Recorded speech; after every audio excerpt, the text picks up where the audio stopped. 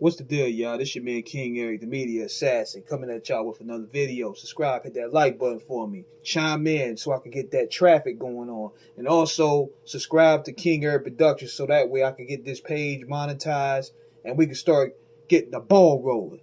So, let's talk about this album here. Krayzie Bones, Thug Mentality, 1999. One of my favorite albums from 1999. And now, to me, it was looking like this was going to be a challenging project because doing double albums are challenging enough. And this was a time where Krayzie Bone was facing that pressure to really show his true worth in the Bone Thugs and Harmony. Like, niggas knew he could spit, but he didn't really do a lot of press. He was more so the quiet one. So this was his first time really stepping out into the shadows. Because everybody saw Bizzy Bone as the star of the group. He was like the prototype. However, Heaven's movie crashed and burned. So Krayzie had to step up. Now I remember the first two singles, Thug Mentality and Paper. And it showed how scientifically skilled this dude really was. That Thug Mentality joint was dope.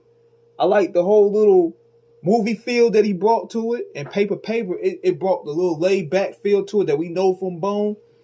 So, going into this album, I looked at the features. I was like, yo, this shit is star-studded. We talk about Snoop, Corrupt, Mariah Carey, Naughty by Nature, 8-Ball MJG, Terror Squad, E40, Gangsta Boo, which was weird. But what's surprising about Thug Mentality was Krayzie Bone could hold his own. Listen to songs like Silent Warrior, Heated Heavy, and World War, where he was dissing Twista and the mobsters. He can hold his own. And what was crazy about this album too is there's a lot of smoke for niggas on this album too. I don't think people realize this, but Tretch, he was going at De La Soul, and he was going at Vibe magazine for ranking him in a certain list. See, niggas got mad about them lists back then. I think it was Blaze magazine or Vibe magazine, one of them. And they had him ranked real low. So he was going off on them. Then you had Bone on Thug Always, dissing 3-6, Do or Die, Crucial Conflict, and all of them.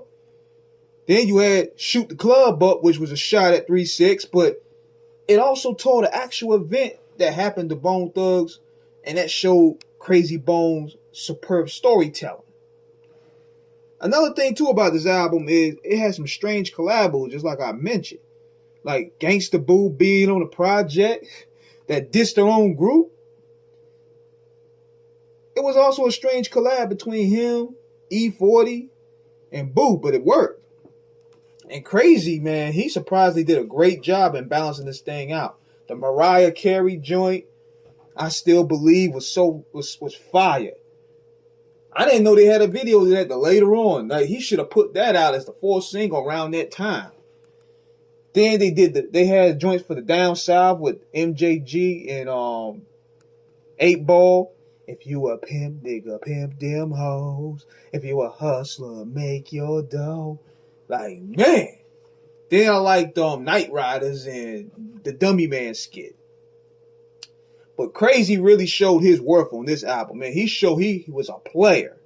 And I can understand why he was a little bit salty in having to work back on the Bone Thugs and Harmony group, because he felt that his solo run was being sabotaged. Because I could tell he spent a grip on getting this thing done in terms of production value, in terms of features. I could tell he spent a grip on getting this thing done, and he felt that Rufus was trying to sabotage him. So definitely check this album out. One of the dopest double albums to come out in 1999. Fire. And it showed Krayzie, and it boosted Krayzie Bones' stock. So check it out. Let me know what you guys think in the comment. This is King Eric signing out. Peace.